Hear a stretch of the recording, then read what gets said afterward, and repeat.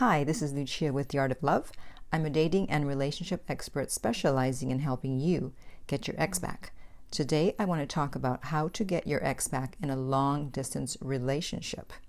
Is it the same strategy as a quote-unquote regular relationship? Is it more difficult to get a long-distance ex back?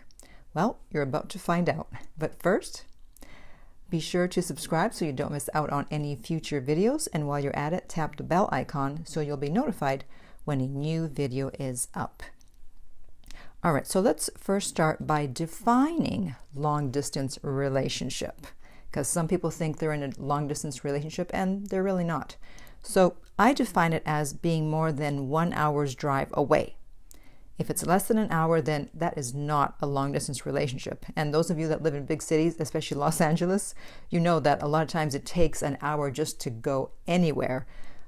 So an hour is really not that much time. So if it's less than an hour, it's not long distance. Now, in preparing for this video, I realized that I've actually helped many clients get their exes back when they were in a long-distance relationship. And those are actually my most memorable clients because of the distance, and I think, wow, the things they had to go through to be in that relationship, the sacrifices they had to make. I had one client who was in the UK and he got his ex back, who was from France. Another one that was on the East Coast in the US and his ex was in the Midwest. Another one comes to mind, he was on the West Coast of the States and his ex was in Europe. So they were really dedicated to being in relationships with these people, and I'm happy to report that I helped them get their exes back. And it is a process. It's not something that's going to happen in a week or two. That's why I often suggest coaching, so I can help you make the right moves at the right time and not mess up, because it is more difficult because of the distance. And in fact, I have an email from a woman who is in a long-distance relationship that I'm going to be reading later, and I'm going to be telling her what she needs to do to get her man back. So I want to talk about long-distance relationships for a minute here before I tell you how to get your ex back. And the first thing I want to say about a long-distance relationship is that you should avoid it as much as possible. Avoid it like the plague unless there's a clear plan to move to the same city sooner rather than later, or unless the person is amazing, and I do mean amazing. I was actually talking to two different guys earlier this year, and one was in a different state and one was in a different country, but they were both going to be moving to Los Angeles. However, when I found out that the one that was in a different state, it didn't seem like he was going to be moving. He seemed to be getting more involved in his work there and didn't mention moving. So then that's when I bailed, because I personally don't believe in long distance relationships. I don't want to put myself through that. But hey, if it works for you, go for it. Now, if you haven't met yet and you were just talking, you met online, then the odds of getting together are a lot lower, because they don't really know you. They have an idea of who you are, but they don't know the true essence of who you are. So you're not even really quite real to them.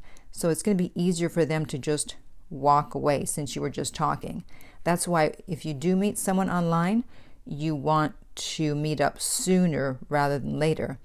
And if you've only met up once or twice, that also makes it difficult. Again, you don't really have anything established there that you can lean on.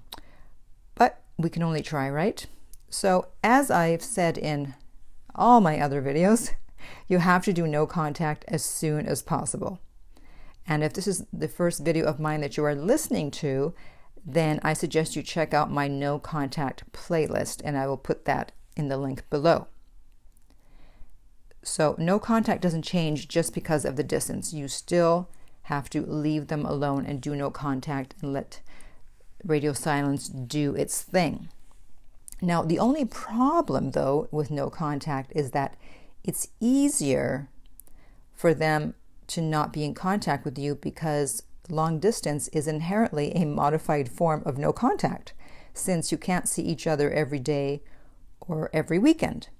And that's why it's more difficult to get an ex back if they're long distance, because they're already used to not usually having you around, to being without you most of the time. So the only thing they can really miss are your texts, your calls, your FaceTime sessions, and that's why you want to do no contact as soon as possible until you hear from them.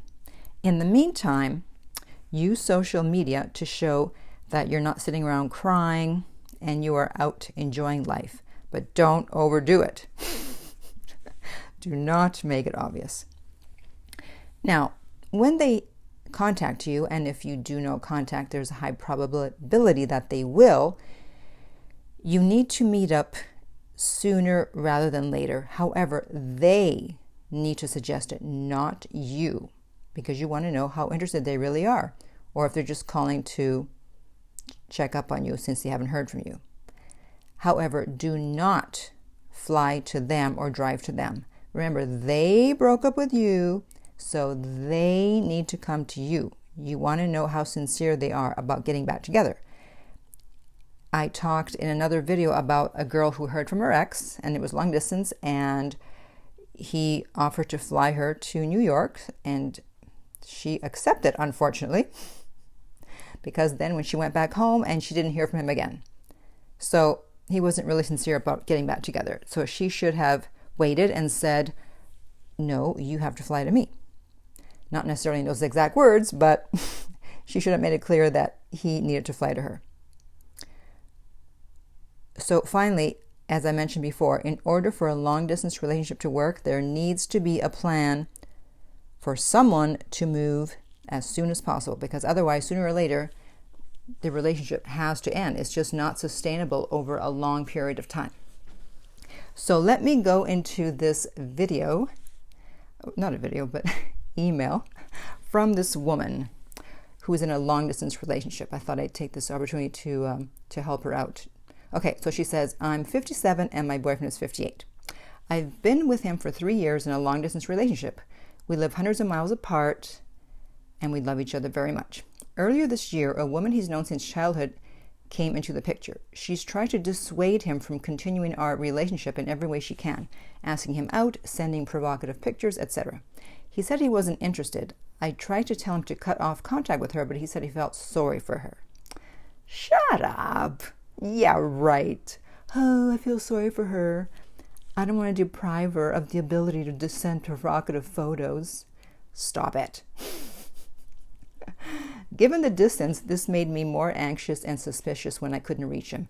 No, given your attachment style and your interest level and your insecurity, that's what made you anxious and suspicious, because he could have lived 5 minutes away from you and you would feel the same. We started arguing and trust issues were being brought up. So now you're playing right into her hands. She's trying to get him away from you. You start arguing and, well, as she said, long story short, he broke up with me 4 months ago. Within 2 weeks, he was posting pictures of the two of them on social media, which tells me he was probably already seeing her. And he just wasn't posting anything because he was with you. And that's why it was so easy for him to break up with you. The woman started calling me and threatening me to stay away from her man. That's my man.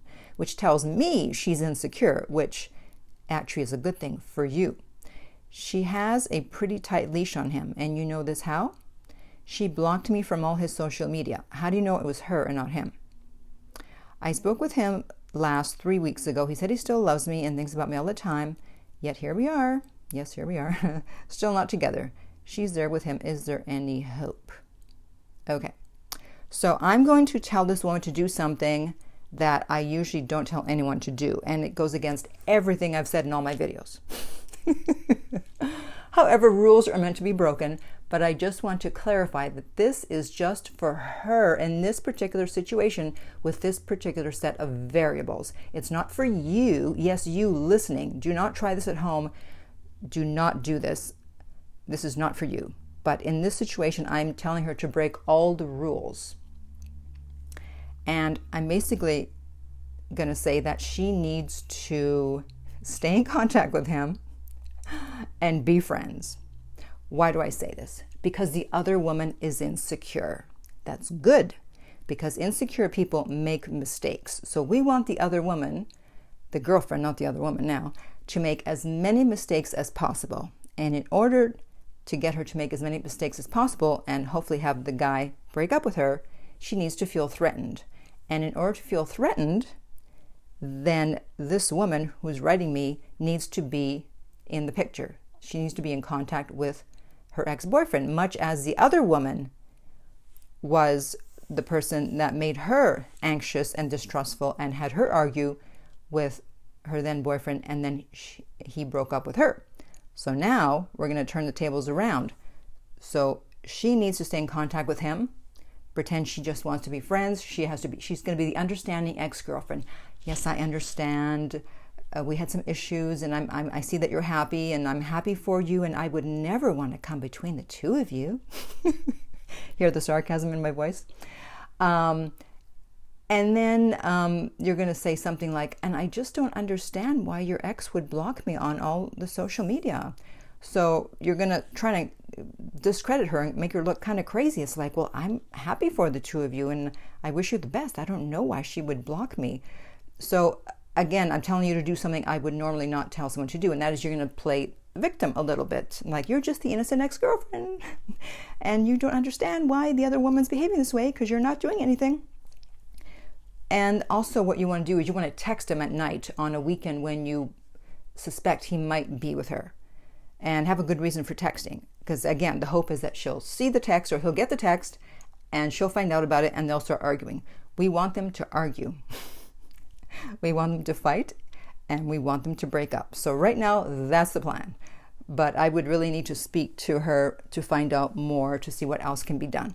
So this is the plan for this long-distance relationship. It might work for your long-distance relationship. I don't know. It probably won't. But if you want to find out, you can always contact me at theartoflove.net and find out about private coaching. In the meantime, if you're in a long-distance relationship, feel free to comment below and tell me what the distance is and how long you've been broken up. And in the meantime, if you're listening on YouTube, remember to like and subscribe. If you're on iTunes, I would appreciate if you would rate and review the podcast. And finally, remember that love inspires, empowers, uplifts, and enlightens.